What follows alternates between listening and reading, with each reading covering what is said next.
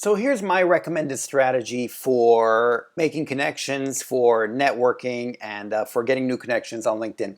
Now, I say this is my recommended strategy because it is my recommended strategy. It's not the only strategy. Plenty of people use different strategies. Feel free to look at this strategy and tweak it as you wish.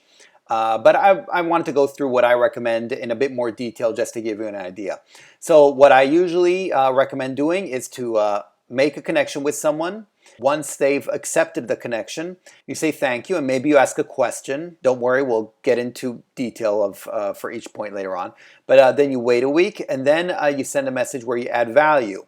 And this hopefully starts a conversation with them. Of course, we'll get into more detail for this as well, and then later on you make the offer. So let's show you a bit more in detail what I mean. Right at the beginning, your intro message. When you first make your connection, your intro message should not say hi, name. This isn't an email, this isn't a letter, and on LinkedIn it sounds a bit salesy, I think at least. When you say hi, obviously not hi name, but hi Bill, hi Jill, whatever it might be, etc., etc. You can see each other's name. You don't need to specify who it's for.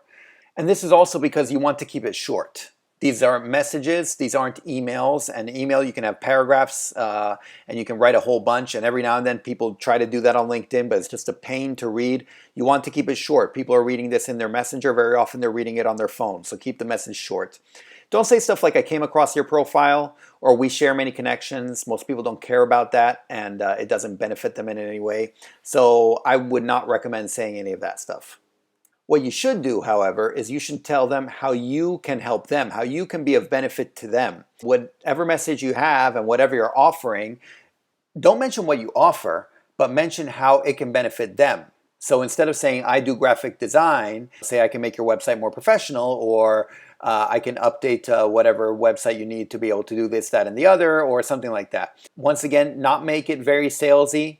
Just kind of mention what you do and try to sort of keep it at that. Also, don't customize it too much because you can't sit there customizing every single message you send for every person you add. It'll be way too much. So try to come up with a template that you can use for everyone. And then later maybe search around to see what's out there and you can kind of tweak it over time as well, depending on what works and what doesn't. Then you have your thank you message because presumably they've accepted. Usually they don't write anything unless you ask for something specific, maybe, but very often they'll just add you back and not write anything. Obviously, if they wrote something, continue that conversation. You've already started a conversation, so that's great. If they haven't written anything, then in your thank you message, first of all, no promotions. I would not try to promote what you do or trying to promote any sales or anything like that. Once again, you're having a conversation.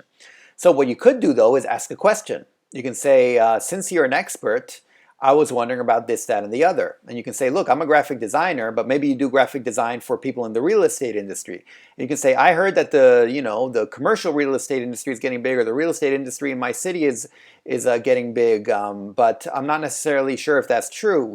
You're the expert. What do you think? Something like this, where you call the other person the expert. They sort of get flattered by it, and I found that they're more likely to reply if they feel that they're being consulted as an expert about something. Do not ask a yes or no question because then they'll just say yes or no and then that's it. You kind of want to leave it open-ended, once again, so you can start a conversation. And then share something about yourself. That could be another option. If you don't want to ask a question, you can always, if you have something interesting about yourself, and maybe you can say, I'm a graphic designer, but I used to work in real estate for a bunch of years until, something happened, or whatever it might be. Something that you think they will find interesting.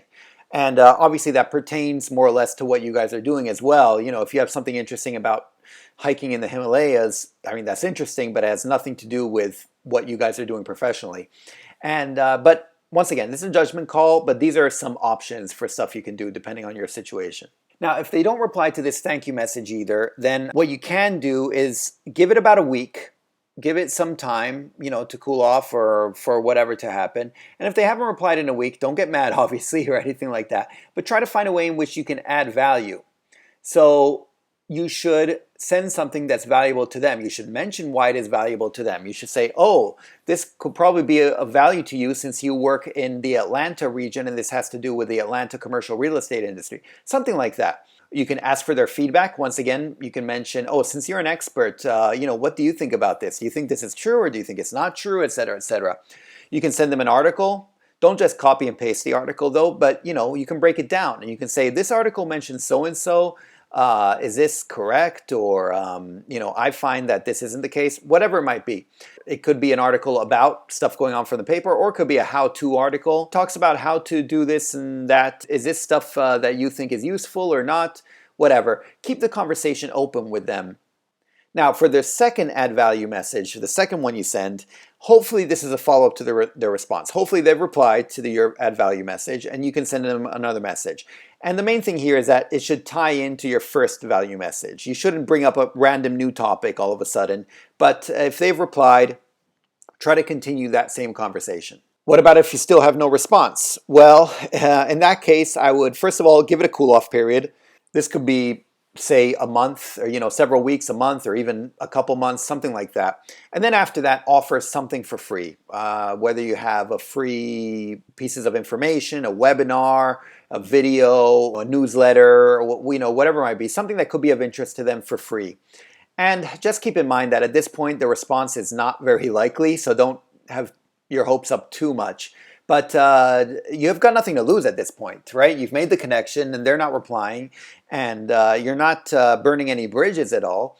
And so you might as well just keep the conversation going. Now, by the way, some people say, well, you still have no response. And since you have nothing to lose, you might as well try to make a sale.